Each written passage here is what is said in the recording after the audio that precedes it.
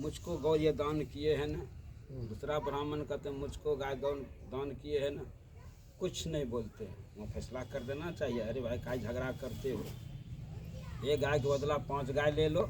जब 1000 गाय देने के लिए तैयार है, फैसला करना चाहिए। नहीं फैसला किया, दोनों ब्राह्मण लड़ के मर गए वहीं। आकाशवाणी होती है, ए राजा तो फैसला नहीं किया, जाओ मर करके अजगर बनो। अजगर की तरह रह गया, अजगर की तरह बैठा रह गया, जाओ मर कर अजगर बनो।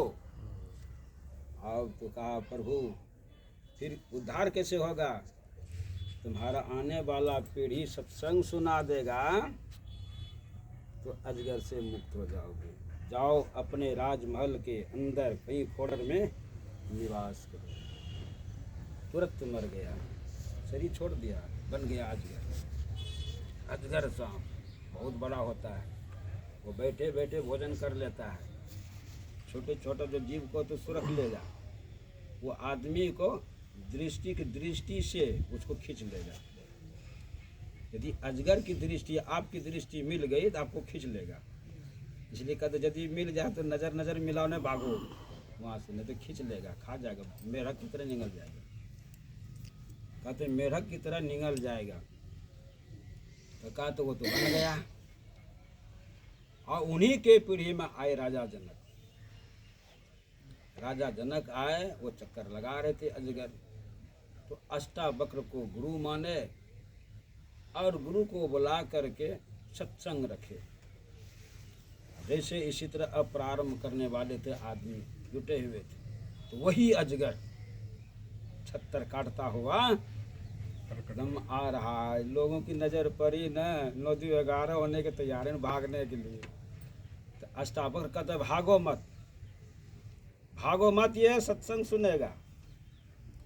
देखिए 5 वर्ष की अवस्था में है, माँ के पेट में सोना, जन्म लिया, इतना ब्रह्मज्ञानी बना, कहा कि ये सत्संग सुनेगा, कोई किसी को कुछ नहीं कहेगा। तब शांतिपूर्वक बैठे रहे, बगल में छत्तर काटता हुआ महात्मा को देख रहे, सुन रहे, अष्टावक्र सुना रहे।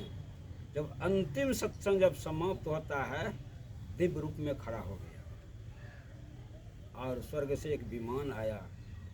राजा जनक कहते गुरुदेव ये कौन?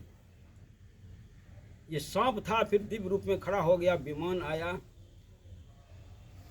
तो कहा कि पूछ लो, इन्हीं से पूछ लो। जब न देखो आपन नैना, तब न मानो गुरु की बहना। जब तक कि अपनी दृष्टि से नहीं देखिएगा, किसी का बात मानिएगा। लड़का लड़की का विवाह करते हैं, कहते फलाने जगह लड़का है इंजीनियर, कैसा है ऐसा है, कीजिएगा नहीं, जब तक हम देखेंगे नहीं तो नहीं हैं। देखने की बात करते हैं, पूछने की बात करते हैं, जब देखते हैं पूछते हैं तो विश्वास होता है। उसी तरह अष्टावक्र कहते हैं जब तक कि अपनी दृष्टि से न देख लो, न कान से सुन लो, मत मानो। आँख और कान गवाही है।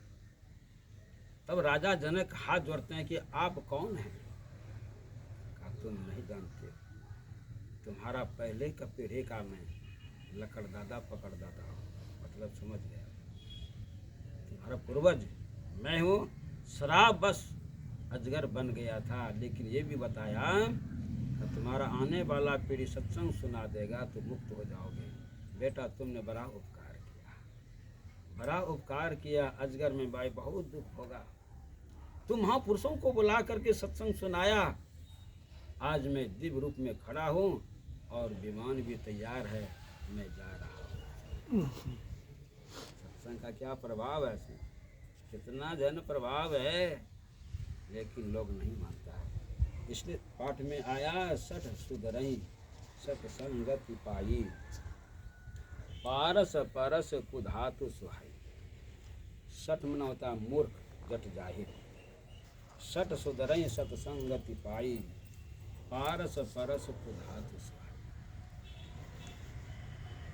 गुरु महाराज जब बांसी की तरफ, बहुत दिन की बात है, आ रहे थे शिष्यों के साथ। 10 नौजवान सब स्कूल जाने वाले थे, कॉलेज। तो कहते बाबा कौन चीज़ का प्रचार करते हैं? कहा समझ पाओगे? कहा कि हाँ बाबा। कहा क्या तुम लोग चाहते हो बोलो? कहा चाहना कोई अंत है? जो 10 20 50 भय सत हो 1000 100 लाख मांगेगी, कोटि अरब खरब असंग धारापत्य होने की चाह जगेगी, पृथ्वी पतालों राज करो तृष्णा अधिक आग लगेगी। चाहना का कोई अंत नहीं है। गुरु महाराज कहते सब चाहनों को समेट करके बोलो।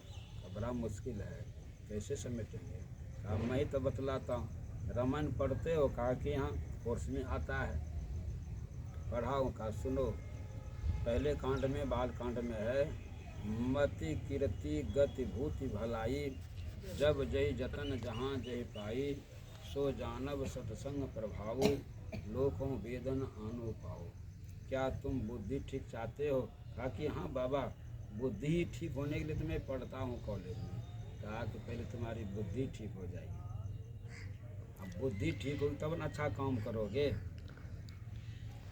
अब कीर्ति चाहते हो? कहा कि हाँ तुम्हारी बुद्धि ठीक हो, तुम अच्छा करोगे, कीर्ति मिलेगी। मत कीर्ति गति, तुम मुक्ति चाहते हो? कहा कि हाँ मुक्ति भी मिलती है। मत कीर्ति गति भूति, कहते ऐश्वर्य तुम चाहते हो? कहा कि हाँ। जीवन में भलाई चाहते हो? कहा हाँ। कहा यही सब। कहा वो बाबा ठीक है करते हैं। यहाँ तक तुलसीदास महाराज कहते सो जानब सत्संग प्रभाव, जो भी अच्छाई कुछ मिला है अच्छे कर्मों का परिणाम है कि नहीं? अच्छे कर्मों का परिणाम है। इसलिए हमारे गरुड़ पुराण में बताया, सुनिए ध्यान से माता जी, गप मत कीजिए, सुनिए ध्यान से। गरुड़ पुराण में आया है संसार में दो तरह का लोग है, एक है पापी, दूसरा है धर्मात्मा। मरता है दोनों, नहीं मरता सो मरेगा, दोनों मरेगा। कोई भी आ जाए संसार में जाएगा ही। इसलिए गरुड़ पुराण में बताया है, पापी मरता है उसको कैसे ले जाता है? बांध करके, घिसिया करके, पानी में डुबा करके, पीप में डुबा करके, कभी ऊपर कभी भीतर। और एक दिन में कितना बुलाएगा? 800 कोस। देख लीजिए मोबाइल में देता है, एक दिन में 800 कोस बुलाएगा पापी को। जान लेखा जोखा लेगा कितना दिन में ले जाएगा? 12 महीना लगता है। बताइए कितना दुख होगा। लोग नहीं समझता है, बाबा मरने के बाद में कौन जानता है। खाओ पियो मौज करो, कोई बात नहीं है। यही कहते हैं, अरे जानिएगा तो आप ही, आप तो मरते नहीं हैं। मैं पहले कहा ना, मरा कौन, अरे जीवित कौन?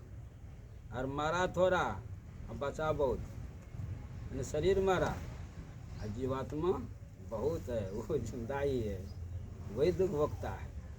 तो कहते 12 महीना लगता है वहाँ जाने में, जान लेखा जोखा लेगा।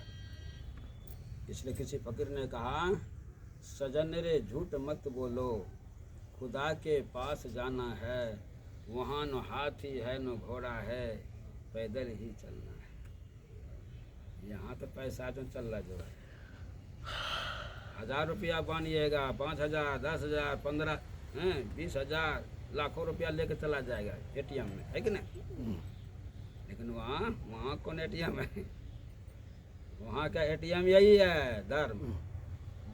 धर्म कीजिएगा, वहाँ एटीएम बना हुआ है, जमा है। वहाँ अपने आप जो है एटीएम से पैसा निकल जाएगा। यहाँ निकाला जाता है, वहाँ अपने आप मिलेगा। जो धर्म करते हैं वो जमा हो जाता है एटीएम में। इसलिए कहा, सजन रे झूठ मत बोलो, खुदा के पास जाना है, वहाँ न हाथी है न घोड़ा है, पैदल ही चलना है। अब पुनः आत्मा को कैसे ले जाता है? आपका मन देखिए, बम्बई में बेटा कमाता चला गया बम्बई, इतना ही तेजी से। ऐसा ही वो जो ना आएगा ना, विमान आएगा तुरंत लेके चला जाएगा, ऊपर ऊपर लेके चला जाएगा, पता ही नहीं चलेगा। और अच्छे जगह पे ले जाएगा जहाँ के दुख का नामो निशान नहीं। गंगा पार गए थे, एक सत्संगी बहन थी, तो बाबा क्या कहें, एक घटना बहुत अच्छी घटना है। कहा कम जैसे सोने वाली थी, आया 4 दूत आ गया ले जाने के लिए, और चारों ने कहा कि देखो ये सत्संगी है, ठीक से ले चलो। लेके तुम तुरंत पहुँचे, एकदम रास्ते में दिखाते हुए ले गया, ऐ सत्संग हो रहा है, प्रवचन हो रहा है, ये सब दिखाते हुए गए। वहाँ जब ले गए ना, वहाँ के मालिक कहते हैं अरे यह सत्संगी का अभी समय पूरा नहीं हुआ है, पहले उठा के लेते, अरे बढ़िया से पहुँचा देना, कोई कष्ट न हो, तुरंत पहुँचा दिए। का वो दृश्य देखिए, इसलिए कहा सजन रे झूठ मत बोलो खुदा के पाद में। और सुबह शाम सत्संग करते थे, ध्यान करते थे। मतलब ऐसे जो ध्यान भजन करने वाली है का जो है ना हाल दुर्गति में नहीं सुगति ही होती है। तो कहते हैं कि वहाँ बहुत दुख है पापी को, का तो वहाँ तो ले जाएगा, फिर लेखा जोखा लेकर वहाँ छोड़ देगा। वहाँ के दुबड़ी और जो है धान रखा हुआ है, वहाँ जब चुमाएगा, वहाँ से फिर 28 नरक है, 28 नरक, भागवत पुराण पर ये 28 नरक है। किसी में आग ही है, उसमें फेंकेगा, जीवात्मा जलेगा नहीं, कष्ट होगा, सूक्ष्म शरीर। फिर जाना किसी में जमदूत है, पैर की तरफ से कुटिया आएगा, वहाँ चिल्लाइएगा। अब किसी में पीव है, उसमें फेंकेगा, कीड़ा सब काट काट के खाएगा। बड़ा दुख, इतना दुख, लेकिन समझता नहीं है। क्षण सुख लागे जन्म सत कोटि, दुख न समझें सम को कोटि। थोड़ा के सुख के लिए खा लिए, गलत भोजन कर लिए, इसका परिणाम क्या आएगा समझता ही नहीं। भगवान बुद्ध का मैं इतिहास बतलाता हूँ। भगवान बुद्ध के समय में एक सेठ जी थे, अपनी पुत्री का शादी कर देते हैं बहुत सुंदर लड़का के साथ। सेवा खूब की, लेकिन अखम मकल